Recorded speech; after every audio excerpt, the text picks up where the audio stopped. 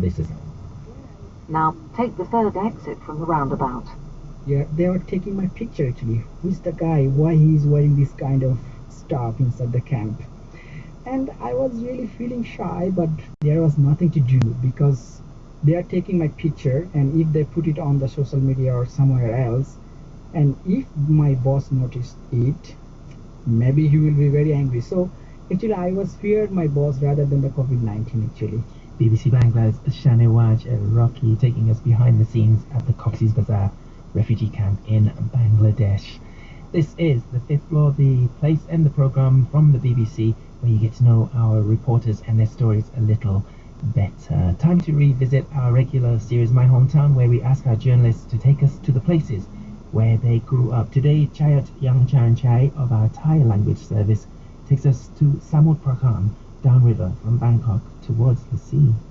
I used to live in a little community in the province next to Bangkok called Samut Prakan. And this province, it may be smaller than Bangkok, but it's nice because most of the city is situated along the river. So I was growing up, I remember having my life involved around this river lifestyle.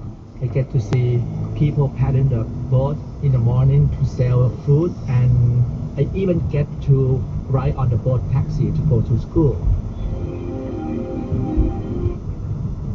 Please turn right in 300 yards onto A4. I'm part Chinese, so we believe in extended family. So I have 12 uncles and aunts, and there's like 3 other cousins that I grew up with, and we become best friends until today. And we always just hanging out together as a family. It's like if you are in a normal family, when you go to the beach, you just drive your car and spend a day. But my grandfather, he hired a whole bus because we are like 30 or 50 of us. Now turn right. Eating at the same restaurant, so look a little bit crazy. But when I look at it today, we are so close that I think it was quite a sweet memory.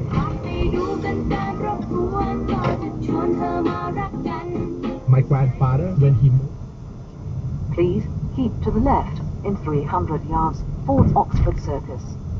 and we call that the river house. I never learned how to swim, so I always watch my cousin swim. Just imagine you sitting by the river, even though it's not the beach, but it's kind of nice. You get to sit in the greenery, and you have to walk through the coconut plantation in order to get to that river house. So for me, that always brings back my good memory. For us, big celebrations Now keep to the left. are to make sure that we make a big deal out of it.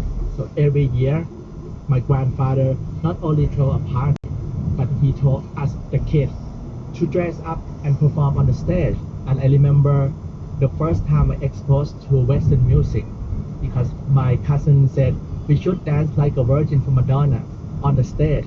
And we did that. We rehearsed that for. Please turn left in half a mile, then turn right.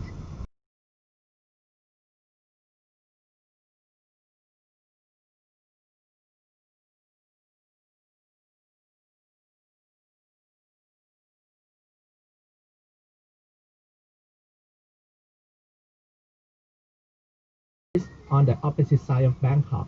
So imagine you sitting at the riverbank, looking opposite side of the river is a big river, and you see all those high rises. But meanwhile, you standing right under the coconut tree. It's almost like a big difference that you are in the primitive part, looking at the civilized part. And at that time, I was thinking, I want to be in that part, but we get stuck in this coconut tree.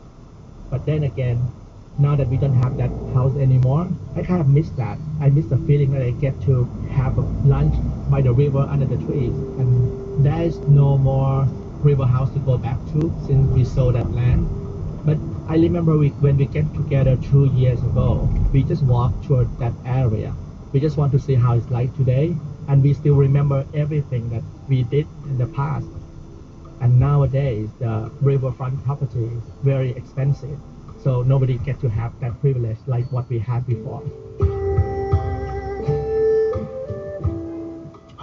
is Samut Prakan in Thailand. Thank you, Jayat Yongcharanchai, for taking us there. Now, Spain's royal family has been going through a turbulent time. Their popularity took a dive nearly a decade ago when the king's son-in-law was implicated in a corruption scandal. Then King Juan Carlos himself was lambasted for going on safari in Botswana during a severe economic crisis. He abdicated 6 years ago, passing the throne to his son Felipe, and now he's left Spain altogether to pitch up a new home in the United Arab Emirates. But his wife, Queen Sofia, has stayed in Spain and seems as popular as ever. Let's find out more. Mar Pichel is a journalist with our Spanish language service, BBC Mundo, and she's written a recent story that translates as Sofia, the professional queen of Spain. She's absolutely royal.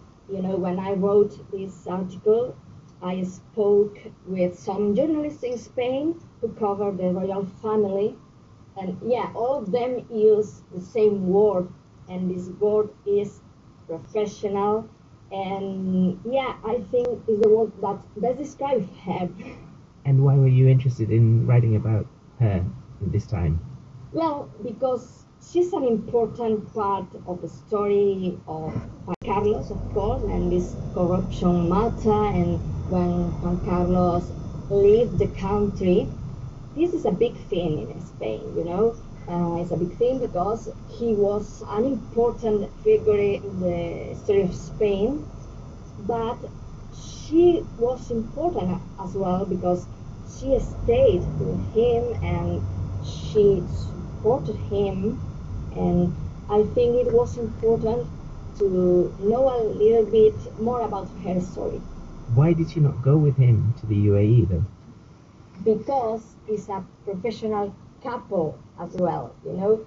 But if we talk in romantic terms, the marriage of Sofia and Juan Carlos was over since years ago. So how do most Spanish people feel about her today? People in Spain respect her a lot. She is the member of the royal family most valued by the people. So yeah, people in Spain love her. You say in your piece that it was very different when she first came to Spain back in the early 60s. Tell us why. Well, imagine that. She was a Greek princess. She didn't speak Spanish. She lived a very different life in Greece. And suddenly she had to live under military rule in Spain. And people saw her as a foreigner. So that was under the time of General Franco, the military dictator. Exactly. In the article, it also says that they were nobodies at the start of the marriage. In fact, you quote Queen Sofia saying that.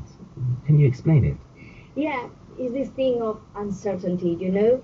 Juan Carlos was prince, but nobody at this time knew if he could be king someday, you know. Franco had to name his successor, but nobody knew what was in his mind. So what happened after the death of General Franco? Well, before the death, Franco named finally Juan Carlos as his successor. And yeah, when the death of Franco happened, democracy returned, the monarchy was restored, a parliamentary monarchy. So a lot of people backed this institution because they thought only a parliamentary monarchy could bring stability to the country. And the monarchy became again popular and much respected in the years after Franco's death. How did they achieve that? What was her role in that? Well, imagine that people had lived under.